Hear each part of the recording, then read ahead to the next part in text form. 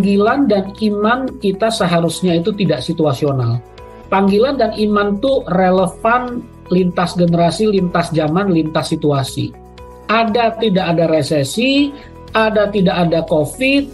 Sebenarnya kita kan cuma ganti judul tema ya dalam hidup ini ya. Jadi zaman dulu sampai zaman sekarang para nabi pun, Alkitab pun berkata ya mau pergantian pemerintah, pergantian iklim, pergantian situasi, panggilan dan iman kita tetap relevan. Justru tantangannya, bisa nggak resesi memunculkan pejuang sukses sejati? Sangat bisa, tapi yang lebih bahaya, jangan lagi nggak ada resesi, lagi jaya, malah hilang sukses sejatinya. Lebih susah orang tobat waktu jaya daripada orang tobat waktu susah. Ada tidak ada resesi, sukses sejati itu harus muncul, harus relevan, harus hadir, memberi warna di masyarakat gitu.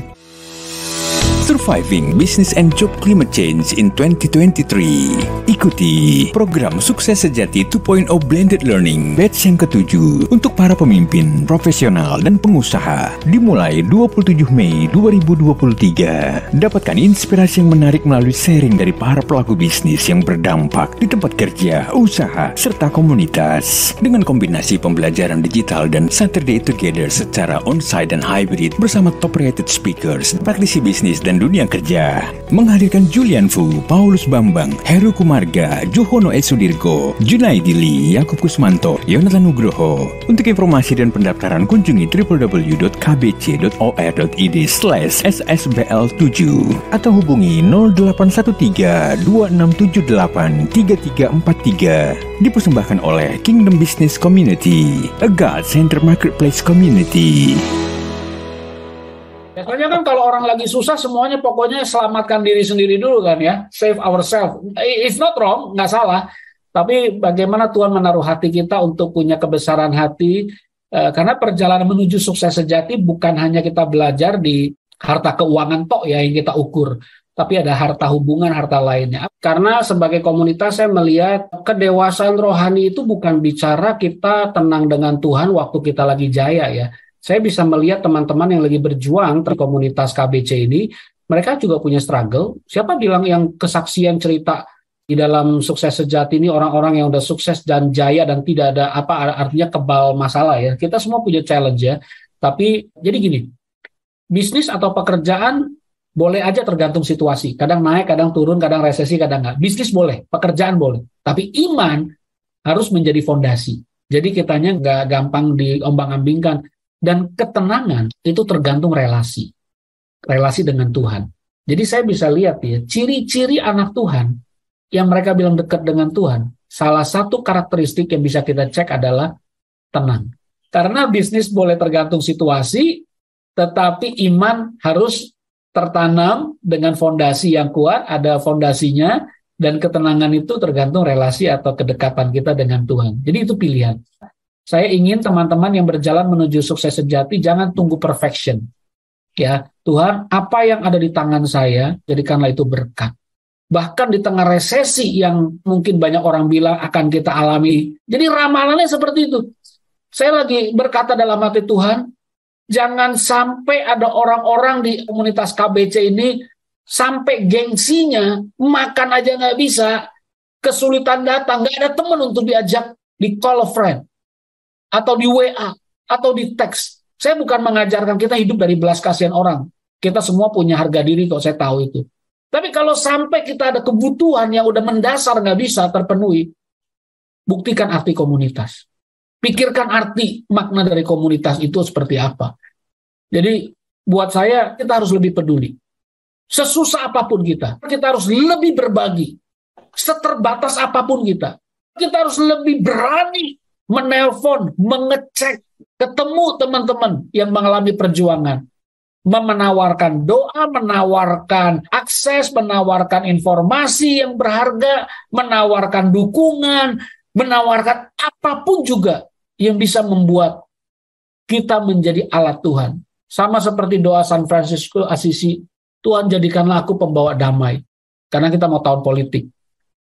Bila terjadi kebencian, karena mungkin kurang uang, banyak ribut, ekonomi berat, banyak sensi, jadikanlah aku pembawa cinta kasih. Bila terjadi penghinaan, jadikanlah aku pembawa pengampunan. Mana Tuhan kamu? Mana katanya lu ikut Tuhan bisa sukses? Nggak ada jaminan tuh. Dari Alkitab bilang ikut Tuhan sukses secara materi, sukses secara iman, sukses di mata Tuhan, iya. Tapi bukan sukses di mata manusia. Bila terjadi perselisihan, aku pembawa kerukunan. Ya.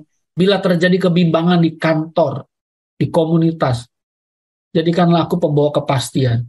Bahwa di balik badai pasti ada pelangi. Saya mengutip dari Daniel 3 ayat 17 sampai 18 lah buat para pejuang. Bukan pejuang receh ya, kita sering dipelesetkan pejuang receh. Ini pejuang sukses sejati, jadi bukan recehan. Mental kita bukan mental recehan. Daniel 3 ayat 17-18 kan mengingatkan kita. Daniel waktu berdoa juga mau dilepaskan dari perapian dengan Sadrak, Mesak, Abednego itu dibilangin, jika Allah yang kami puja sanggup melepaskan kami, maka ia akan melepaskan dari perapian yang menyala-nyala itu. Dan dari dalam tanganmu ya Raja. Tetapi seandainya tidak, hendaklah Tuanku mengetahui ya Raja bahwa kami tidak akan memuja dewa Tuanku dan tidak akan menyembah patung emas yang Tuanku dirikan itu. Itu mental berani mati, mental nggak ada matinya saya bilang. Ya, mau ditolong nggak ditolong nggak ada urusan. Tapi setia sampai mati. Karena kita seringkali kalau ada masalah, bisnis turun, bisnis bangkrut, omset turun, kita curiga sama Tuhan. Jangan-jangan ini hukuman. Jadi gini loh, loyal to proses di KBC ini, kalau Anda sudah melakukan proses yang benar, hasil pasti maksimal. Oke? Kalau prosesnya benar. Nah, tapi kalau kita udah lakukan proses yang benar, masih mengalami tanda kutip seperti itu Daniel 3 ayat 17-18. Ya, artinya iman itu kan ada levelnya. Allah mau menolong kita, kita semua bilang amin. Allah pasti mau. Allah sanggup nggak menolong kita? Jawabannya pasti sanggup.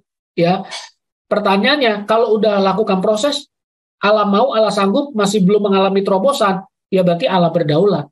Itu yang namanya kematangan kedewasaan rohani itu kalau sampai ketenangan kita percaya Tuhan, whatever the result, apapun hasilnya, kalau saya sudah lakukan proses yang benar, tidak ada hasilnya, nggak apa-apa. Saya sudah jadi seorang bos yang baik, udah mulai bayar pajak, udah mulai bayar UMR, udah kasih plus bonus ke orang lain, masih harus tutup bisnisnya, nggak apa-apa. Itu mah biasa gitu. Bisnis boleh dikubur, tapi semangat bangun bisnis nggak bisa dikubur. Mental nggak ada matinya.